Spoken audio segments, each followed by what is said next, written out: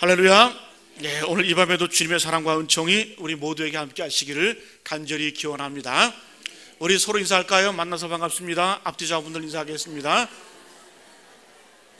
우리 악수도 하시고 또 안아주시고. 네, 감사합니다. 오늘 말씀 제목 한번 따라합니다. 은혜 받을 자의 자세. 다시 한번요. 은혜 받을 자의 자세. 오늘은 은혜 받을 자의 자세라는 제목을 가지고 함께 은혜를 나누겠습니다. 귀한 말씀의 은혜가 우리 모두에게 함께 하시기를 간절히 기원합니다. 제가 이 말씀을 왜 정했냐면 우리가 이제 수련회를 가게 될 텐데 은혜를 받아야 됩니다. 은혜를 받아야 되는데 은혜 받을 만한 자세, 또 은혜 받을 자의 자세는 어떤 자세인가 우리가 함께 생각해 보고, 또 이러한 각오와 결단을 가지고 하나님의 은혜를 풍족히 누리는 우리 모두 되시기를 축복합니다. 여러분 잘 아시는 이 솔로몬이 이 전도서의 말씀을 시작을 하면서 이렇게 시작을 합니다. 헛되고 헛되며 헛되고 헛되니 모든 것이 헛되도다. 자기의 인생을 요약하면서 또 인생을 정리하면서 5가지 헛되다라고 표현합니다. 헛되고 헛되며 헛되고 헛되니 모든 것이 헛되도다. 5개의 이 헛되다는 말로 자기의 인생을 표현합니다. 이 말씀을 본따서 어떤 철학자가 인생에 대해서 이렇게 표현합니다. 없고 없고 없고 없고 없다. 인생에 5가지가 없다라고 표현했어요. 이 말은 뭐냐면은 어려서는 철이 없고 젊어서는 시간이 없고, 아니다, 어렸을 때는 철이 없고 젊어서는 정신이 없고 중년이 되어서는 시간이 없고 늙어서는 힘이 없고 죽어서는 아무것도 없다. 뭔가 이 다가오는 말씀 같지 않아요? 우리가 어렸을 때 이렇게 보면은 참 철이 없어요, 그죠? 못 모르고 삽니다. 또 그러다가 젊어서는 정신없이 삽니다. 정신이 없이 살아요. 또 중년이 되어서는 뭔가 좀 해보려고 해도 시간이 없고, 늙어서는 힘이 없고 죽으면 아무것도 없다. 우리의 인생이 바로 이런 것 같아요. 이 헛되다는 표현과 없되다는 표현이, 없다라는 이 표현이 비슷한 것 같습니다. 저는 인생이 참 어떨 때 보면 참 허무하다는 생각이 들어요. 어제 새벽에 제가 아는 목사님이 돌아가셨어요. 월요일까지만 해도 같이 웃고 즐기면서 인사하면서 운동을 했는데, 같이 운동했던 그 목사님이 어제 새벽에 돌아가셨더라고요. 3층 난간에서 추락사를 하셨어요. 50대 초반인데 갑자기 돌아가셨어요. 정말 인생은 알 수가 없습니다. 뒤돌아보면 아무것도 없는 게 바로 우리의 인생이에요. 실제로 우리 인생의 말년에 우리 모든 인생은 다 놓고 떠나갑니다. 근데 우리 인생 어떻습니까? 사람이 태어날 때 보면은 세상 것 다 쥐어보겠다고 두 주먹 불끈 쥐고 태어납니다. 아기들 보세요. 주먹 쥐고 태어나죠, 그죠? 예? 그런데 죽을 때는 어떡합니까? 두 손을 쫙 펴고 죽습니다. 자기가 안 펴면 누가 펴줘요? 남이 억지로 펴줍니다. 예? 죽을 때는 다 피고 또 손바닥 펴고 죽는 거예요. 아무것도 없다라는 거예요. 그래서 우리 그리스도인들은 이 복음의 사명 이외에는 너무 탐욕을 부리면서 살 필요가 없다는 것을 우리에게 보여주고 있습니다. 그래서 오늘 말씀해 보니까 먼저 이 탐욕이 우리 인생에 가져오는 불행에 대해서 말씀해 주고 있어요. 3가지로 표현합니다. 첫 번째 한번 따릅니다. 탐욕 때문에 다툼이 일어난다. 우리가 탐욕을 가지게 되면 우리 인생 가운데 제일 먼저 일어나는 현상이 싸움이 일어나고 다툼이 일어나요. 1절 말씀 같이 한번 읽어볼까요? 시작. 너희 중에 싸움이 어디로부터, 다툼이 어디로부터 나느냐? 너희 지체 중에서 싸우는 정욕으로부터 나는 것이 아니냐? 너희 중에 싸움이 어디로부터 나느냐? 다툼이 어디서부터 나오느냐? 그건 뭐다? 싸우는 정욕으로부터 나온다는 거예요. 바로 이 탐욕, 정욕 때문에 우리 인생 가운데 다툼이 일어나고 싸움이 나는 거예요. 제가 예전에 한번 말씀드린 것 같은데, 제가 어느 집에 장례식을 가봤는데 분위기가 냉랭해요. 물론 이 장례식 집이 그렇게 화기애애하고 그럴 리는 없겠지만 이상하게 냉랭하더라고요. 왜 그럴까 했더니 아버지가 돌아가셨는데 자식들끼리 표정이 냉랭해요. 왜 그럴까? 아버지가 재산이 많았어요. 그러니까 아버지가 돌아가시고 나니까 정리를 안 하고 돌아가시니까 자식들이 이제 그 재산 때문에 서로 냉랭한 분위기가 있는 거예요. 여러분, 얼마나 불행한 일이고, 근데 아들은 좀 덜해요. 며느리들이 더 난리더라고요. 왜 그런 거 봐. 아들들은 그냥 그렇게 서로 이렇게 화해하고 이렇게 하려고 하는, 잘 정리하려고 하는데, 며느리들이 더 욕심을 내고 더 이렇게 기를 쓰고 더 챙기려고 그러더라고요. 그 여자가 문제라는 걸 다시 한번 깨달았습니다. 저는 그래서 참 감사해요. 저희 아버지 털어봐야 먼지 하나 안 나요. 깨끗해. 뭐 싸울 일도 없어요. 예? 비단지고 계시는 게 참 감사해요. 여러분, 우리 인생에 다툼이 왜 일어납니까? 싸움이 왜 일어나요? 바로 욕심, 정욕 때문에 다툼이 일어나는 거예요. 바로 성경에서는 그걸 말씀해 주고 있습니다. 두 번째, 우리 인생의 정욕 때문에, 탐욕 때문에 어떤 불행이 올까요? 따라합니다. 탐욕 때문에 기도 응답이 되지 않는다. 여러분, 우리 인생 가운데 정욕, 탐욕이 가득하면은 기도가 응답되지 않습니다. 오늘 말씀에 말해주고 있어요. 3절 말씀 같이 한번 읽습니다. 시작. 구하여도 받지 못함은 정욕으로 쓰려고 잘못 구하기 때문이라. 아무리 기도해도, 아무리 구할 것을 간구해도 받지 못하는 경우가 있다는 거예요. 왜요? 정욕으로 쓰려고 잘못 구하기 때문이라. 이런 기도는 하나님이 응답 안 하신다는 거예요. 어떤 기도요? 누구 죽여달라. 하나님, 저 인간 좀 손 좀 봐주십시오. 이런 기도 절대 응답 안 하세요. 제발 돈벼락 좀 받게 해주십시오. 이런 기도 절대 응답 안 하십니다. 왜요?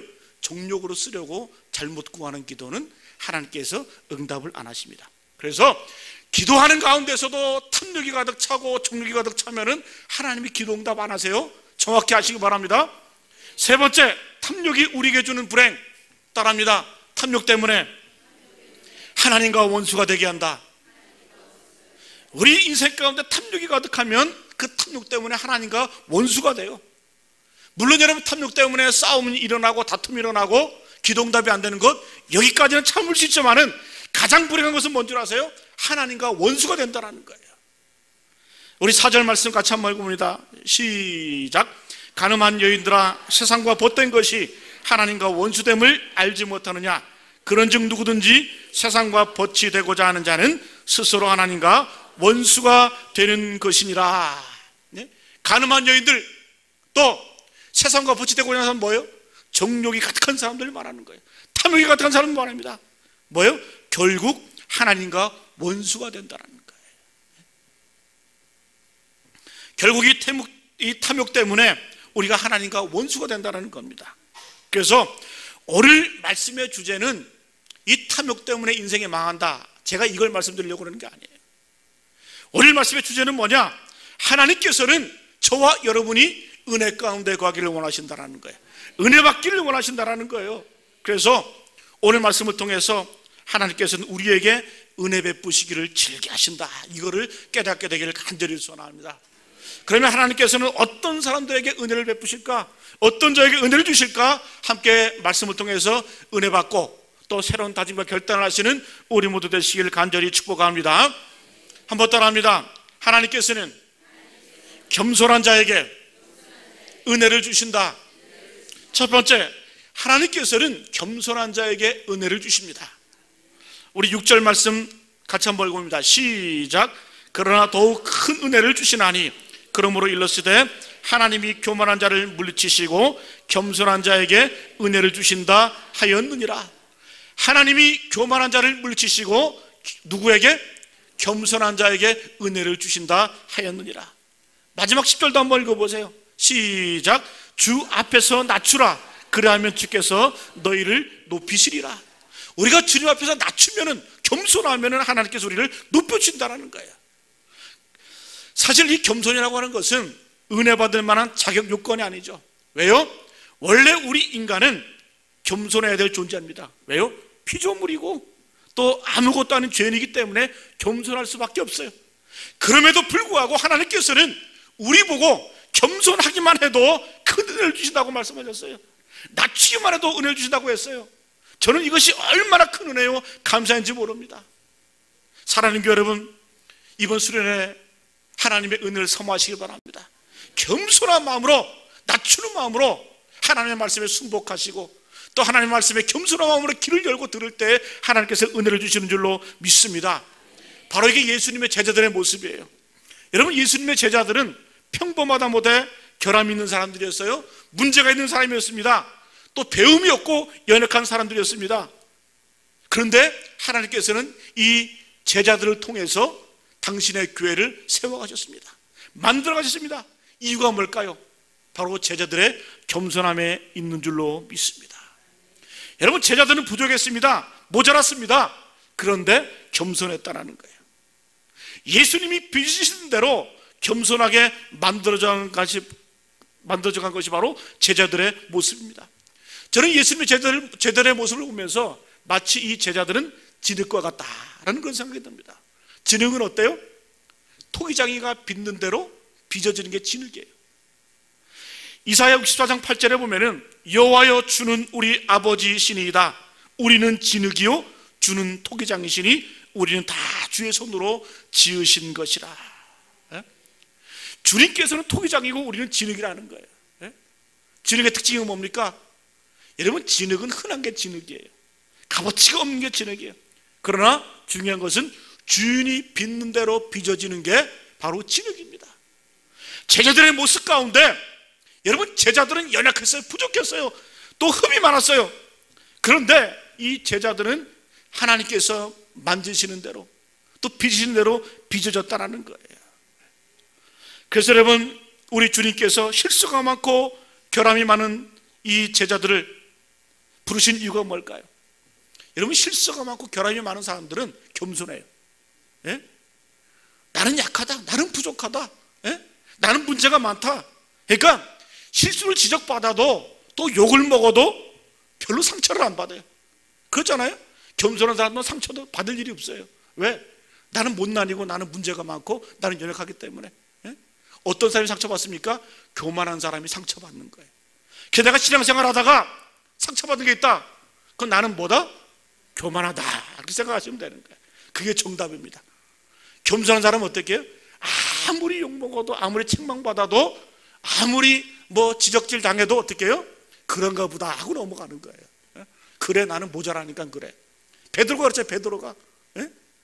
와, 하나님, 예수님께서 뭐라고 말씀해요? 너는 장차 내가 너를 개발하리라, 반석이라 하리라. 내가 하나님의 나라를 내 반석에 세우겠다. 천국 빚을 내게 주겠다. 그러니까 막 붕 떠. 그러다가 어떻게 해요? 예수께서 십자가 진다 그러니까 그리하지 마십시오 이렇게 하니까 어떻게 해요? 예수님께서 뭐라고 말해요? 사단아, 내 뒤로 물러가라. 근데 베드로는 상처 안 받잖아요. 사단이라 그래도 그래, 나는 사탄인가 보다, 그런가 보다 하고 그냥 받아들이는 거예요. 예? 실수해도 그냥 상처 안 받고. 이게 여러분 겸손한 자의 모습인 줄로 믿습니다. 그래서 예수 믿는 사람들은 좀 마음에 좀 여유가 있어야 돼요. 상처받을 일이 없는 거예요. 왜? 나는 죄인이고 나는 부족하고 나는 연약한데. 예? 그래서 여러분, 겸손한 가운데 하나님의 은혜가 임하는 줄로 믿습니다. 그래서 겸손하다는 건 뭐예요? 자기를 낮추는 거 아니겠어요? 이번 수련의 주제가 뭡니까? 하나 되는 가족 공동체. 예? 따라합니다. 하나 되는 가족 공동체. 하나 되기 위해서 어떻게 해야 돼요? 나를 낮춰야 하나가 되는 거예요. 예? 교만이 뭡니까? 교만이라고 하는 거 헬라어 원뜻에 보면은 나를 다른 사람 위에 올려놓는다는 뜻이 바로 교만이라는 뜻이에요. 그러니까 내 자신을 다른 사람 위에 올려놓으면 배울 게 뭐가 있어요? 그 사람은 배우지를 못합니다. 또 하나 될 수가 없어요. 내가 낮아지고 낮아져야 배움이 있고 거기에 능력이 있고 은혜가 있고 축복이 있고 또 이런 사람을 좋아하는 거예요. 이런 말이 있습니다. 최정상에는 단 한 사람밖에 설 수 없다. 그러나 낮은 곳에 가보라. 많은 사람들로 붐빈다. 맞죠? 그죠? 최정상에는 한 사람만 가는 거예요. 그러나 낮은 곳에 가보라. 많은 사람들로 붐빈다. 이런 말이 있습니다. 바다는 모든 시내의 왕이다. 예? 바다는 보세요. 모든 시냇물의 왕이잖아요. 모든 시내, 모든 강물, 모든 이 강의 지류가 어디로 모입니까?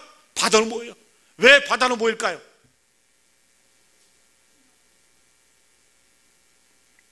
왜 바다로 모일까요? 이게 어려우세요? 바닷물은 가장 낮은 곳에 있잖아요. 왜 모든 시내 지류가 다 바닷물로 모이냐? 바다는 가장 낮은 곳에 있기 때문에 바다로 모이는 거예요. 겸손하기 때문에 다 받아들이는 거예요. 노자 도덕경에 보면 이런 말씀이, 이런 이야기가 있어요. 상선약수. 예? 최고의 선은 바로 물과 같다라는 거예요. 예? 여러분, 물은 어떻습니까? 물은 모든 것을 이롭게 하죠. 그러나 다투지 않습니다. 그리고 항상 낮은 곳에 임하는 것이 바로 물이에요. 예? 저는 예전에 제 전공이 철학이라 대학 다닐 때 노자 도덕경을 한 학기 동안 배웠어요. 얼마나 은혜가 되는지. 그 구절에 보니 상선약수라는 말. 예? 뭐예요? 최고의 선은 물과 같다. 물은 다투지 않습니다. 또 모든 더러움을 씻어내면서도 더럽히지 않습니다. 물을 보세요.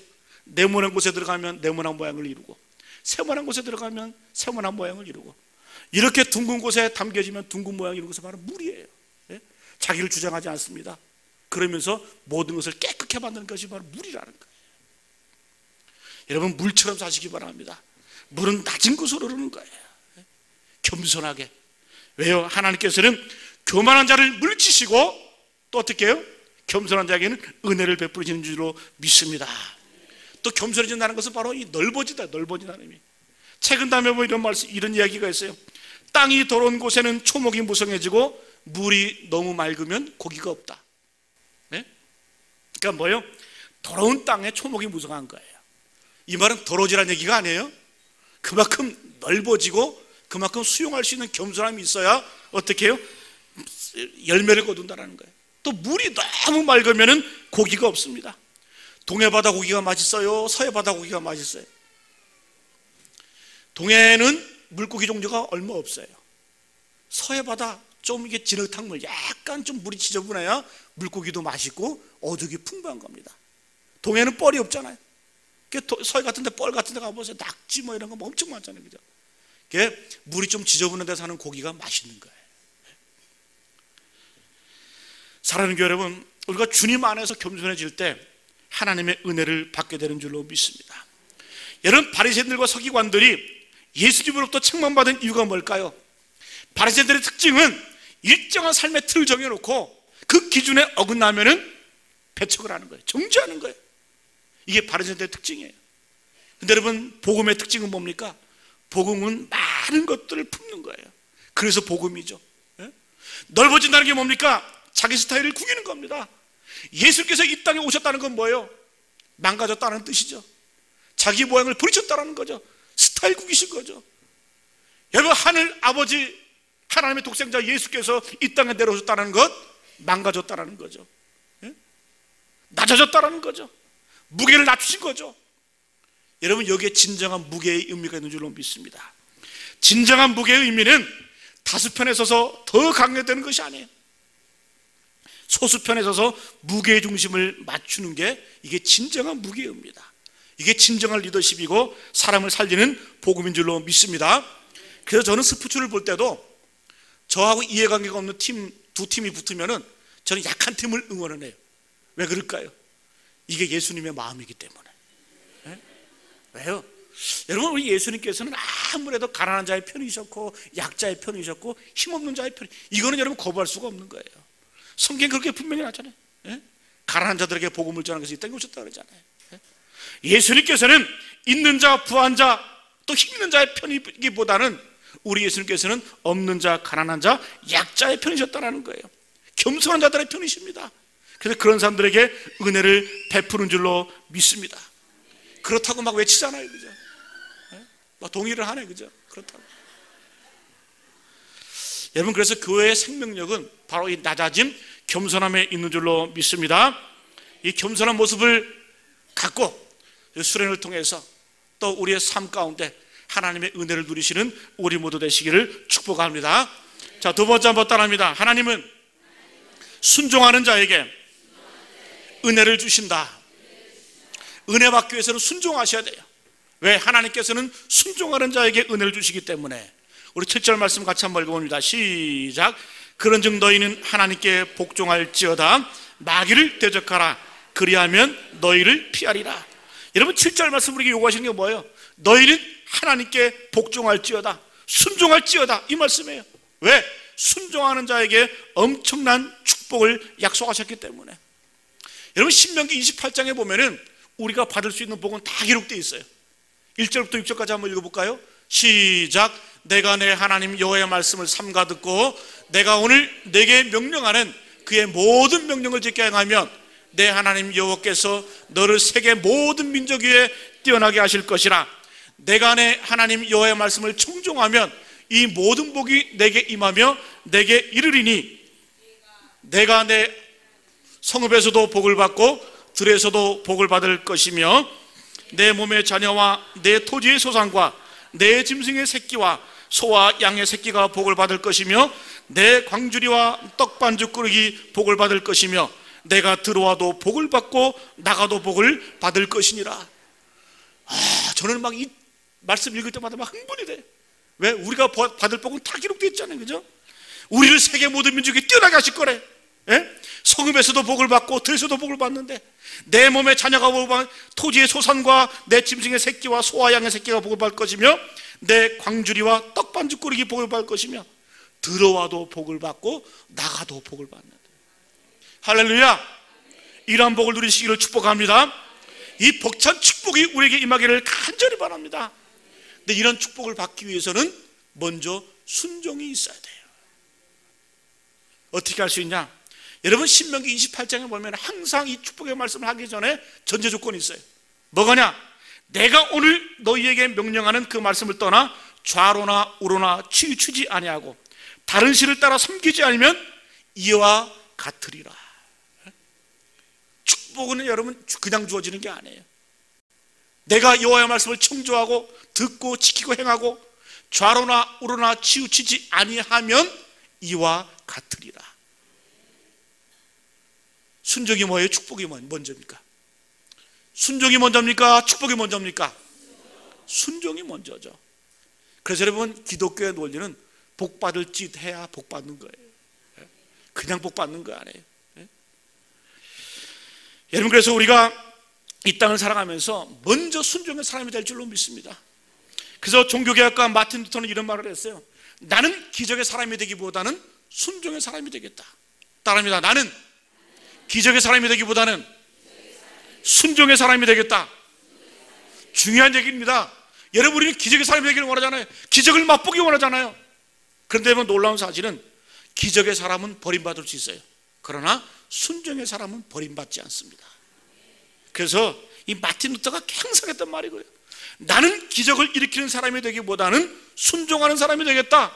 그리고 하는 말이 세상에서 가장 위대한 신앙은 순종하는 신앙이다. 이 순종의 축복을 이 마틴 루터는 알았습니다. 여러분 요한일서 3장 21절로 22절 말씀 같이 한번 읽어봅니다. 시작.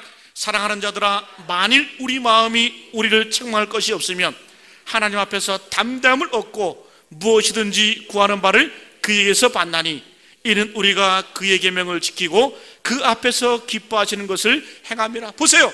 무엇이든지 구하는 바를 그에게서 받는다. 그죠? 구하는 것을 받는데 그 이유가 뭐예요?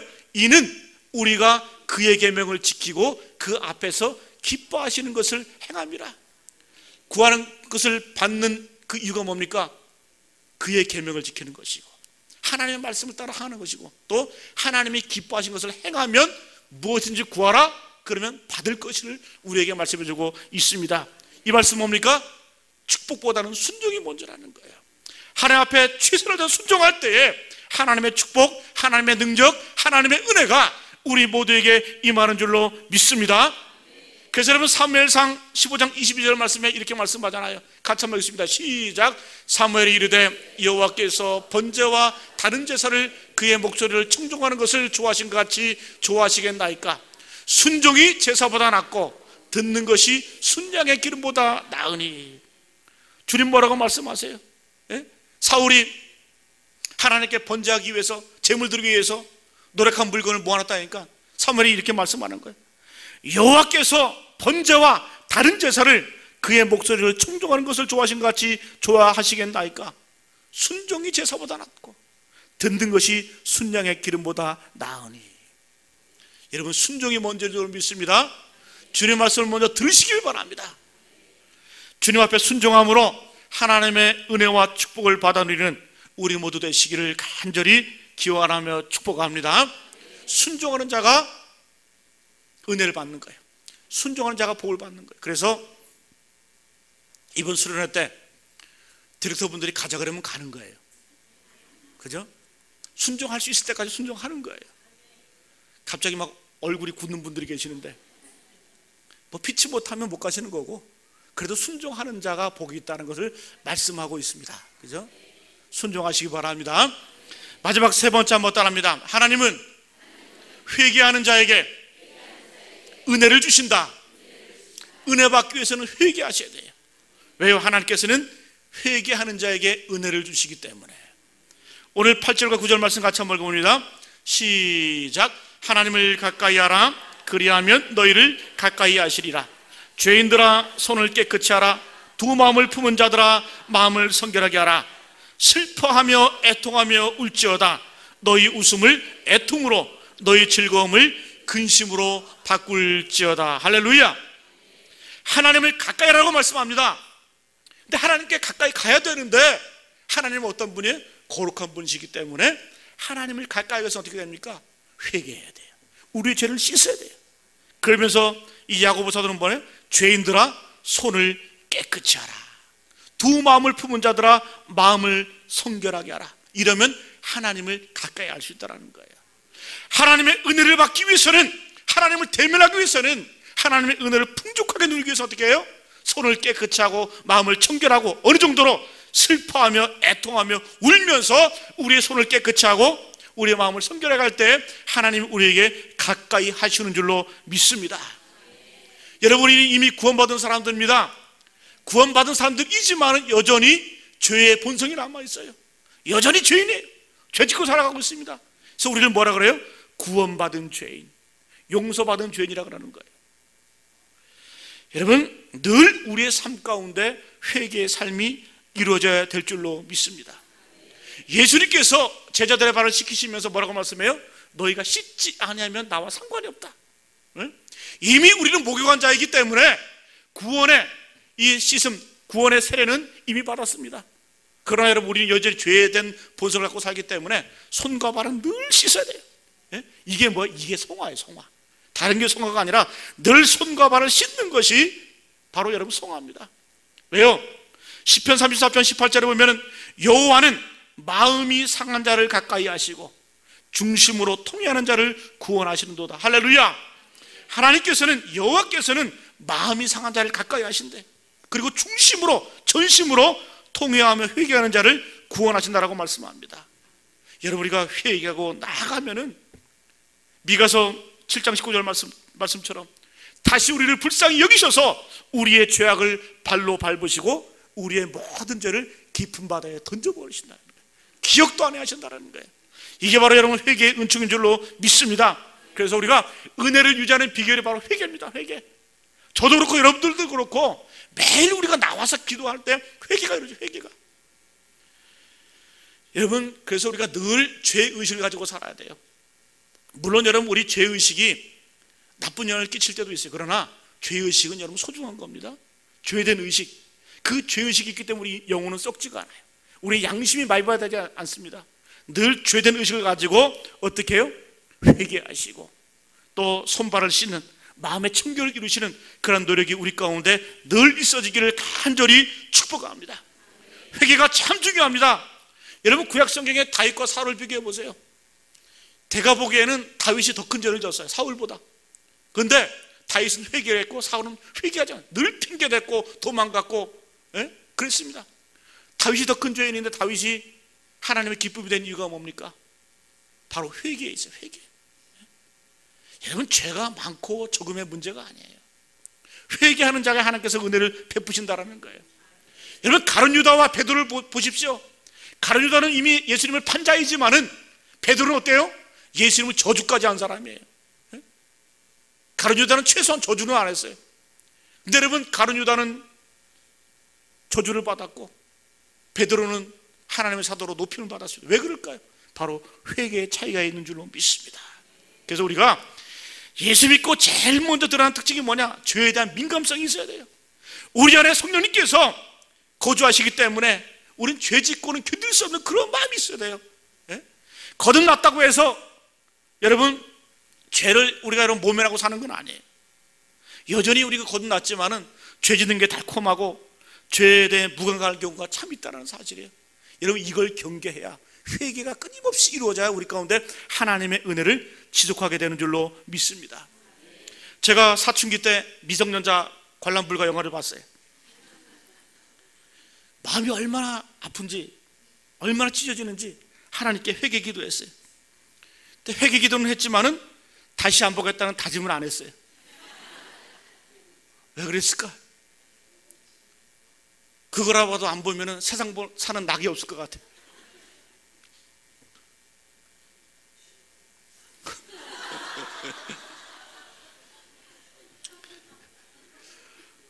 여러분 왜 그런 눈으로 보세요? 나만 그런처럼. 여러분 우리가 죄의 유혹이 그만큼 달콤하다는 거예요. 죄 짓는 게 그만큼 큰 영향을 끼칠 정도로 우리의 마음을 사로잡을 정도로 죄의 유혹이 달콤하다는 거예요. 여러분 이건 나이 적으나 많으나 상관이 없어요. 저는 나이 먹으면 좀 괜찮을 줄 알았거든요. 근데 더 하더라고요. 저는 실제 그래요. 제가 사춘기 때 이렇게 이쁜 여인들 보면은 이렇게 마음에 이게 그런 마음이 생기잖아요. 그죠? 나이 먹으면 없어질 줄 알았거든요. 나이 먹을수록 더해져. 강장로님 그런 마음 안 드세요? 아직까지 드시죠?